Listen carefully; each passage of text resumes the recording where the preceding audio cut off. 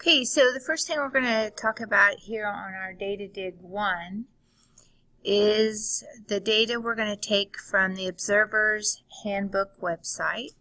And so here's a link to it. In the stream you'll also see an announcement that has the websites that we're going to use throughout the project.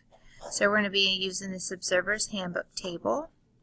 So if you click on that link, it will go to the website that looks like this. You're going to scroll down to the middle of the website, and this is the data where you're going to gather information for your star. Over on under here, this is Alpha Andromeda. If you remember from the beginning of the year that stars are designated by their brightness, so Alpha is the brightest star in Andromeda, then Beta. You have your right ascension and declination. If you remember back from the first of the year, that's its latitude and longitude up in the sky. V is something we're going to use for its magnitude. Don't worry about what it means right now. We're just going to take down the data. If you have a V in your data point, you don't have to put the V. You can just put 2.1.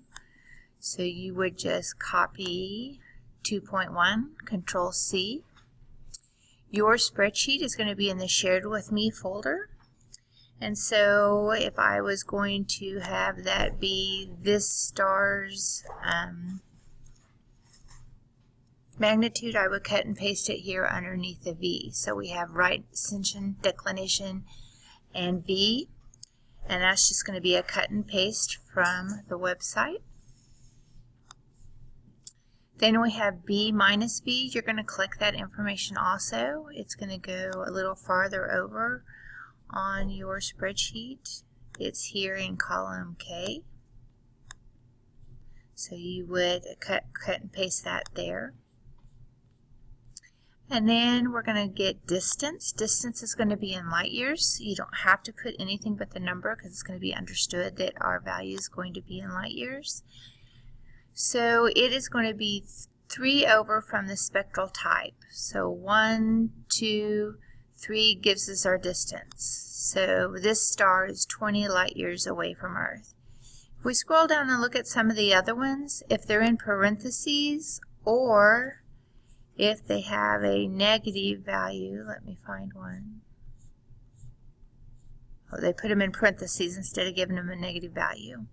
So if you're looking at your data and it's in parentheses or has negative, then you're going to have to look that information up in a different place for the distance. So then you cut and paste the distance back here on your spreadsheet under the D. It's understood that's going to be in light years. Spectral type, we're going to be learning about the spectral type. So you're just going to cut and paste what's here. You're going to learn what it means to be a K03b star. So again, we're just going to cut and paste. That'll go here in this column.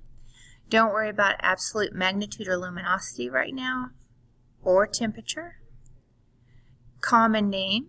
If it's given in this website, it's going to be all the way over here to the right. Some of them are not given. Remarks from the authors of the website give you interesting details about the star. And if you notice over here you have a blank column, that's a place for you to put interesting information. Maybe you want to work on getting some extra credit and you want to take some notes on your star. So that's a place for you to put that there.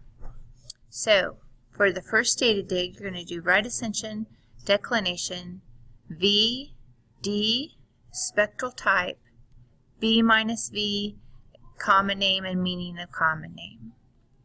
And so on this first website, those are going to be up here. Now, let's say you're looking at this and you're like, oh my goodness, how am I ever going to find Beta Gemini? So if it's in this list, instead of scrolling through the whole list of 300 and some odd stars, you can hit Control F, I think is what it is. Pulls up this find, which is going to find on this website page, and we can put in Zeta Gem.